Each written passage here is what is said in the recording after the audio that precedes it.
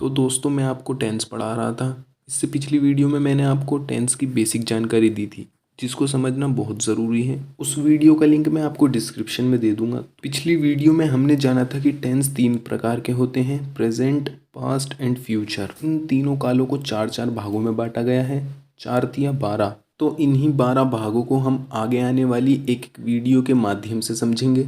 तो आज हम प्रेजेंट टेंस का प्रेजेंट इंडेफिनिट भाग समझेंगे। अगर आप इसको अच्छे से समझ लेते हैं तो आगे आने वाले टेंसेस को भी इजीली समझ जाएंगे। तो चलिए शुरू करते हैं। सबसे पहले हम ये देखते हैं कि किस तरह के वाक्य प्रेजेंट इंडेफिनिट टेंस में आते हैं। जब मुख्य क्रिया के साथ ता, ते, ती का प्रयोग हो, जैसे मोहन घूमता है, आकांक्षा नाचती है, बच्चे घूमते हैं, और इसी तरह से कोई भी वाक्य जिनमें सब्जेक्ट क्रिया को कर रहा हो और ता, ते, ती का प्रयोग किया गया हो मेन वर्ब के साथ में, इस तरह के सभी सेंटेंस प्रेजेंट इंडेफिनिट टेंस में आते हैं। किस तरह से इन सेंटेंसेस को बनाया जाएगा, तो शुरुआत करते हैं अफर्मेटिव सेंटेंस से। सकारात्मक वाक्य। सकारात्मक वाक्य वो वाक्य होते हैं जिनमें नहीं का प्रयोग नहीं होता और ना ही कोई प्रश्न पूछा गया हो। अब देखिए इसका रूल क्या है।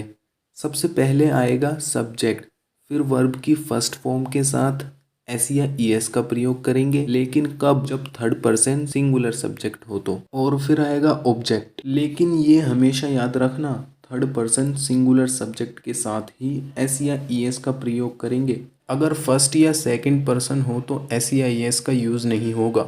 अब वाक्य बनाने से पहले ये जान लेते हैं कि किन मेन वर्ब के साथ एस का प्रयोग और किस के साथ ईएस का प्रयोग करें। तो मुख्य क्रिया के साथ ईएस कब लगेगा ये जान लेंगे, तो बाकी जो बचेंगे उनके साथ एस का यूज़ करेंगे। रूल नंबर 1 है जिन मुख्य क्रियाओं के अंत में ओ हो, जैसे गो के एंड में ओ आ रहा है तो ईएस लगकर गोज हो जाएगा और डू का डज हो जाएगा। रूल नंबर 2 है जिन मुख्य क्रियाओं के अंत में डबल एस या एस एच हो, जैसे किस में ईएस लगकर किसिस, मिसिस, रशिस आदि। रूल नंबर 3 है जिन मुख्य क्रियाओं के अंत में कॉन्सोनेंट प्लस वाई हो। कॉन्सोनेंट मतलब व्यंजन हो, व्यंजन का अक्षर हो और उसके बाद वाई हो तो मेन वर्ब के अंत में हम ईएस लगा देंगे। लेकिन कॉन्सेप्ट थोड़ा मुश्किल है।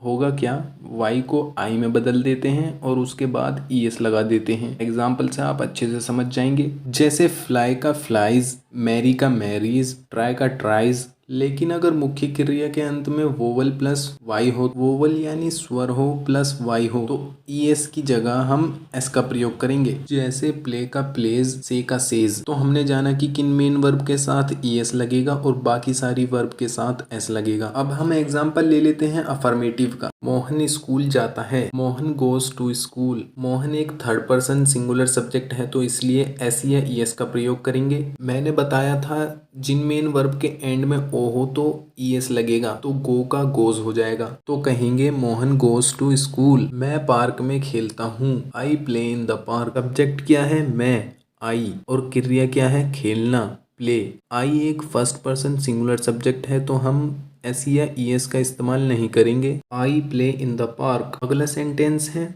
राहुल घर आता है, राहुल कम्स होम। सब्जेक्ट है राहुल जो कि थर्ड पर्सन सिंगुलर सब्जेक्ट है तो मेन वर्ब के साथ एस का प्रयोग करेंगे। अब बात करते हैं नेगेटिव सेंटेंस की, नकारात्मक वाक्य जिनमें नोट का यूज किया गया हो। रूल क्या है इसका? सब्जेक्ट प्लस डू या does plus note plus verb की फर्स्ट फॉर्म प्लस ऑब्जेक्ट। अब डज का प्रयोग हम थर्ड पर्सन सिंगुलर सब्जेक्ट के साथ करेंगे और बाकी सभी सब्जेक्ट के साथ डू का प्रयोग करेंगे। तो एग्जाम्पल देखते हैं। मोहन स्कूल नहीं जाता है। मोहन एक थर्ड पर्सन सिंगुलर सब्जेक्ट है तो हम कहेंगे Mohan does not go to school. मैं पार्क में नहीं खेलता हूँ, I do not play in the park. I एक थर्ड पर्सन सिंगुलर सब्जेक्ट नहीं है तो हम डू का प्रयोग करेंगे, आई do not play in the park. अब बात करते हैं इंटेरोगेटिव सेंटेंसेस की, प्रश्नवाचक वाक्य की। इसका रूल क्या कहता है? सबसे पहले हम यूज करेंगे WH फैमिली का।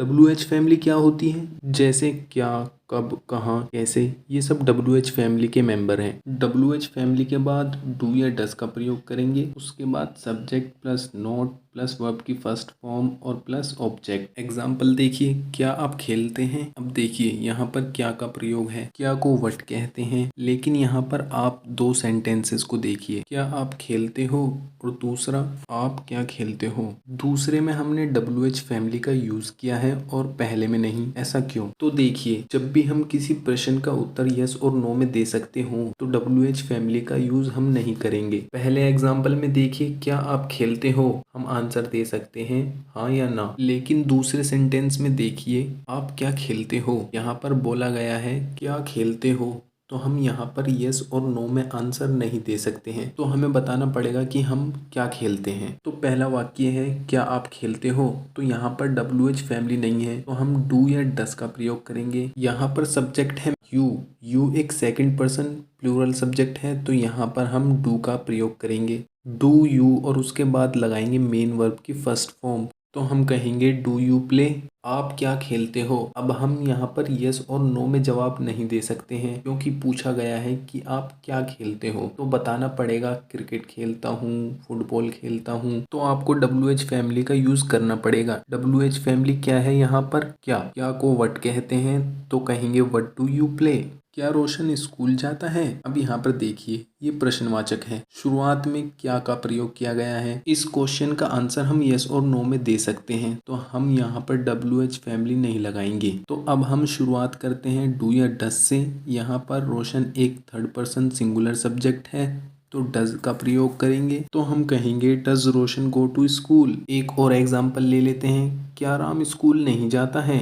Does Ram not go to school. यहाँ पर नोट का प्रयोग किया गया है और मैंने आपको बताया था नोट का प्रयोग हम हमेशा सब्जेक्ट के बाद में करेंगे, तो हम कहेंगे does Ram not go to school. उम्मीद करता हूँ कि आप प्रेजेंट इंडेफिनिट टेंस समझ गए होंगे, और अगर समझ नहीं आया तो वीडियो दोबारा से देखो और जितनी हो सके उतनी प्रैक्टिस करो। तो मिलेंगे अब अगली वीडियो में अगले टेंस के साथ, तब तक के लिए धन्यवाद।